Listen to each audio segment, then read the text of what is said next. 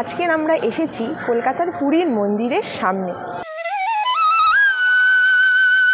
যেখানে মহাভোগ খাওয়ানো হয় তার সেই জায়গাটার নাম আনন্দবাজার। এখানে মাটিতে বসিয়ে খাওয়ানোর ব্যবস্থা আছে।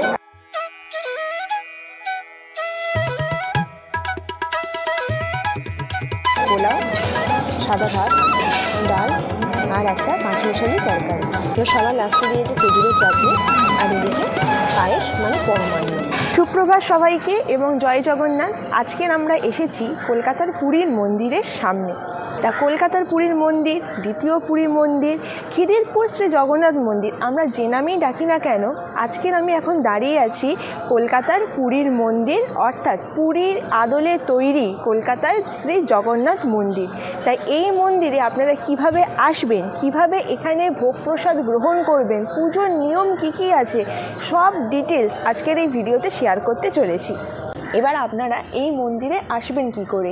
এই মন্দিরে আসার জন্য আপনারা যারা শিয়ালদা থেকে আসেন, শিয়ালদা থেকে বিবাদীবাগ লোকাল পেয়ে যাবেন।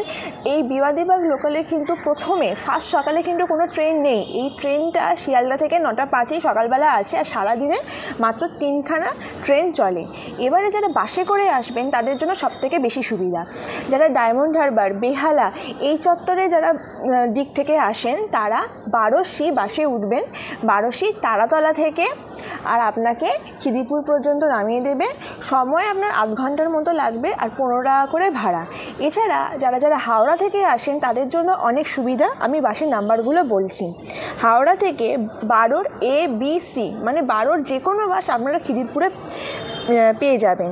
এছাড়া যারা বাঙুর থেকে আসেন তার জন্য 227 যেটা বিএনআর পর্যন্ত আসছে।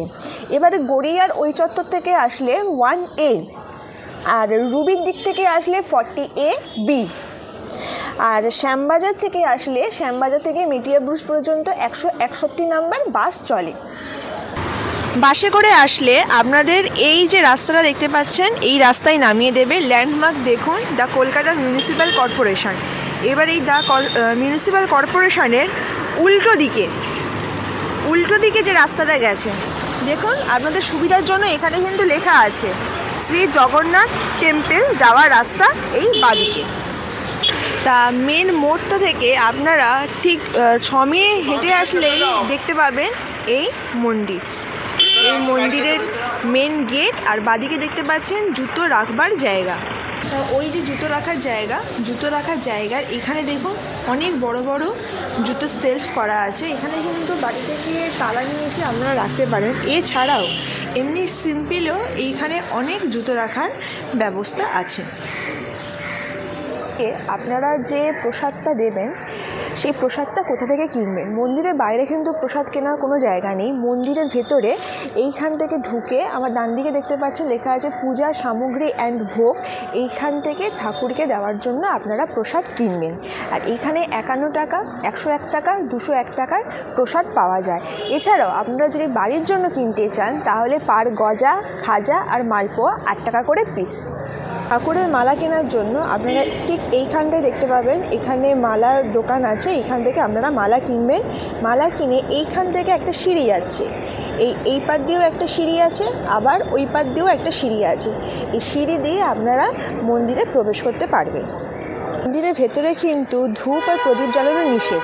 তা আপনারা যখন এই ভোগের যে কাউন্টার থেকে মানে প্রসাদ কাউন্টার থেকে যখন আপনারা ডালা কিনবেন, আপনাদের একটা করে ডালার সাথে একটা ঘিয়ের প্রদীপ দেবে। সেই ঘিয়ের প্রদীপটা এইখানে জ্বালাবেন, আর ধূপকাঠি দেবে। ধূপকাঠি এখানে জ্বালিয়ে তারপর এইখানে তুলসী মার একটা মূর্তি আছে দিয়ে তারপর আপনারা মন্দিরের ভেতরে প্রবেশ করবেন।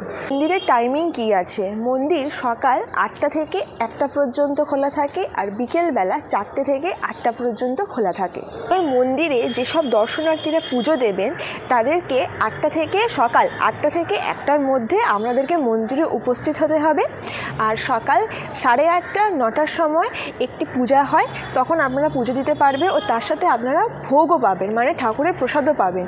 আর 11:30টার সময় ভোগের আরতি হয়, আর বিকেলবেলা 4টে, 6টা আর 8টার সময় ঠাকুরের আরতি হয়।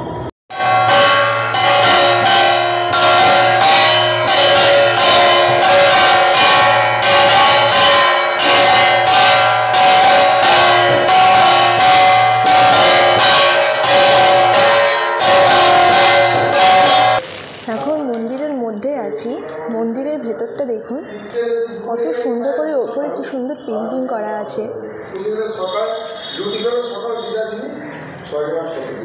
তারপর এদিকে হরিনামের জন্য খোল করতাল সমস্ত কিছু রাখা আছে। আর এই আমাদের শ্রী জগন্নাথ।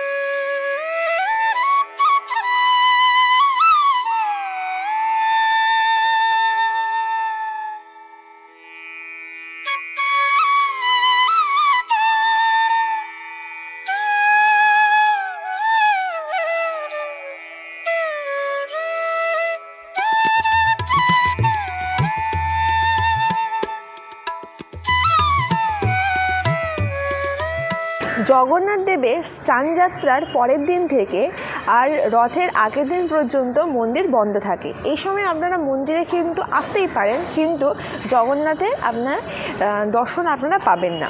তাই আমি রিকমেন্ড করব ওই দিনটা ছাড়া আপনারা অন্য দিন এসে ঠাকুরের দর্শনটা লাভ করুন। যারা যারা পুরীর মন্দিরে আপনারা গিয়েছেন তারা জানেন পুরীর মন্দিরে জগন্নাথ মন্দির ছাড়াও মন্দিরের ভেতরে কিন্তু অনেক ছোট ছোট মন্দির আছে।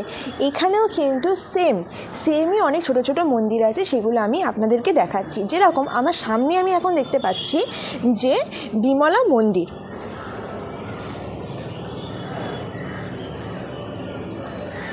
এরপরে বাদিকে দেখতে পাবো আমরা সূর্য মন্দির।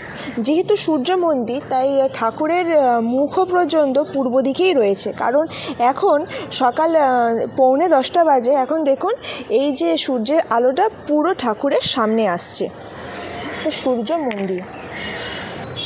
শ্রী হনুমান মন্দির।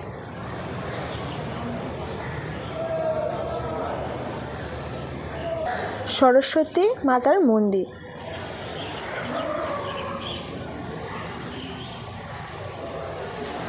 শ্রী গণেশ মন্দির।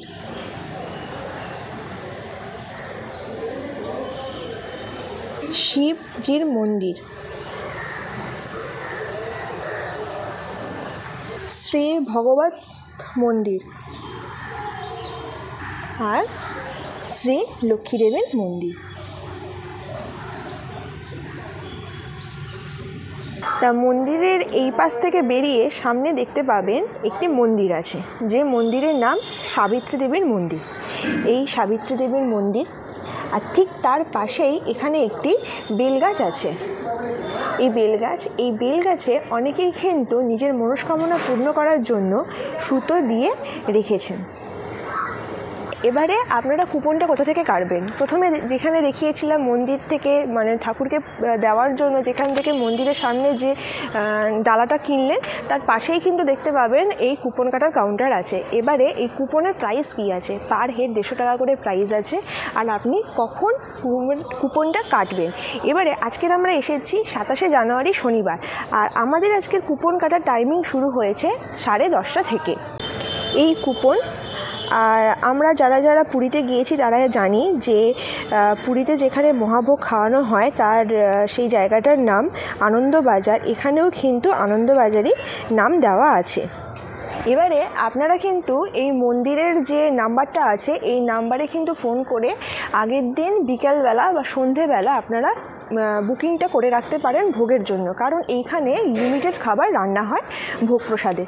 আর যারা যারা চাইছেন যে আমি একেবারে মন্দিরে গিয়ে সকালবেলা কুপন কাটবো, তাহলে আপনাকে একটু সকাল সকাল আসতে হবে। এবারে যে আপনারা যদি এই ভোগ প্রসাদ বাড়িতে পার্সেল করতে চান তার কি ব্যবস্থা আছে? তার জন্য আপনাকে এক্সট্রা 30 টাকা কন্টেনার চার্জ দিতে হবে। তার মানে 180 টাকা আপনার লাগবে ভোগটা পার্সেল করে বাড়ি নিয়ে যাওয়ার জন্য। এবার আপনারা মন্দিরে প্রসাদ গ্রহণ করবেন কোথায়? এই যে দেখুন এই মন্দিরে নিচে এখানে যে উৎকল লেখা আছে, এইখানে আপনাদেরকে ভোগ প্রসাদ গ্রহণ করতে হবে। এখন 1:25 বাজে, আমাদের এবারে ভোগ খাওয়ানো শুরু হচ্ছে।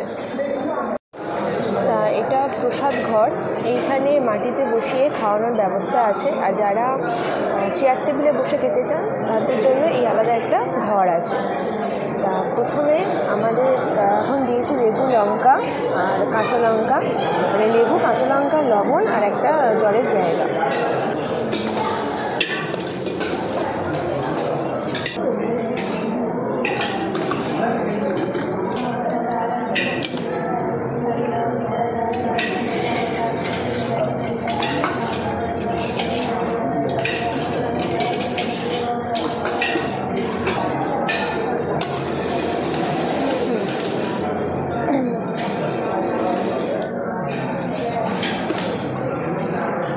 এখানে কিন্তু পরিবেশন করে খাওয়ানো হয়।